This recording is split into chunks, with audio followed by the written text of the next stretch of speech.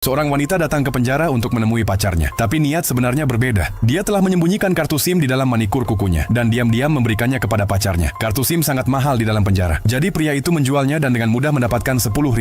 Namun dia menghabiskan semua uang itu untuk membeli Play-Doh, karena itu adalah bagian penting dari rencana pelariannya. Dia memasukkan batu ke dalam mesin pemotong rumput dan menggunakannya untuk memecahkan kaca mobil dokter penjara. Dokter itu sangat marah karena mobil tersebut sudah berusia 55 tahun dan sangat sulit untuk diperbaiki. Tepat saat itu seorang narapidana mengatakan bahwa sebelum masuk penjara, dia adalah seorang montir mobil hebat dan bisa memperbaiki mobil itu secara gratis. Dokter pun setuju karena dia tidak perlu mengeluarkan uang. Namun dia tidak tahu bahwa narapidana itu bekerja sama dengan pria tadi. Saat penjaga membawa narapidana itu keluar untuk memperbaiki mobil, narapidana itu pura-pura mengalami serangan asma. Dia mulai batuk keras dan perlahan-lahan mendekati pria itu. Sambil berpura-pura memperbaiki mobil, dia diam-diam membuat salinan kunci menggunakan Play-Doh. Sekarang pria itu sedang mencari tempat yang sempurna untuk bersembunyi di dalam mobil. Semua berjalan sesuai rencana. Kemudian Paul, pemimpin dari seluruh rencana ini, diam-diam mencampurkan jamur yang telah diberi obat bius ke dalam makanan para narapidana. Begitu semua orang memakan makanan itu, Paul memberi isyarat kepada rekannya Matt untuk memulai rencana. Matt pergi ke penjaga dan mengatakan bahwa dia perlu ke ruang medis. Dia bahkan bersedia pergi dengan tangan diborgol. Perlahan-lahan, efek jamur mulai terasa. Semua narapidana mulai bertingkah aneh. Bahkan staf dapur pun mulai bertindak seperti orang gila. Sementara itu, Chu mengambil pisau dan berpura-pura telah melukai tangannya sendiri. Para penjaga segera membawanya ke ruang medis. Kini penjara berada dalam keadaan kacau total. Perawat memanggil para penjaga untuk keadaan darurat. Bahkan dokter pun dipanggil masuk. Memanfaatkan momen itu, Matt menggunakan alat-alatnya untuk membuka borgolnya. Lalu dia dan Chu mulai menggunakan nitrogen cair yang ada di ruang medis untuk membekukan dan melemahkan kunci. Tak butuh waktu lama, pintu pun terbuka dengan sendirinya. Saat itu, lorong-lorong penjara sudah kosong. Keduanya dengan tenang menuju gerbang utama. Matt mengeluarkan kunci yang terbuat dari sabun yang sudah ia siapkan sebelumnya dan mencoba membuka gerbang, tapi kuncinya terlalu lunak. Jika ditekan terlalu keras, bisa patah. Tepat saat itu mereka mendengar suara para penjaga. Tanpa berpikir panjang, Chu menampakkan dirinya agar para penjaga teralihkan. Pengorbanannya berhasil. Matt membuka gerbang dan berhasil kabur. Dia menghindari polisi dan berhasil sampai ke mobil dokter. Dia membuka bagasi dan bersembunyi di dalamnya. Dokter memberitahu para penjaga bahwa para narapidana bertingkah aneh karena jamur dan mereka akan sembuh jika makan jeruk. Lalu dokter mengambil barang-barangnya dan keluar dari penjara. Para penjaga memeriksa mobil dokter dengan sangat teliti, tapi tidak menemukan apa-apa. Tak seorang pun tahu kemana perginya Matt. Ketika dokter sampai di rumah dan keluar dari mobil, dia mendengar suara aneh dari kursi belakang. Perlahan, bantalan kursi mulai robek dan dari dalamnya Matt muncul keluar.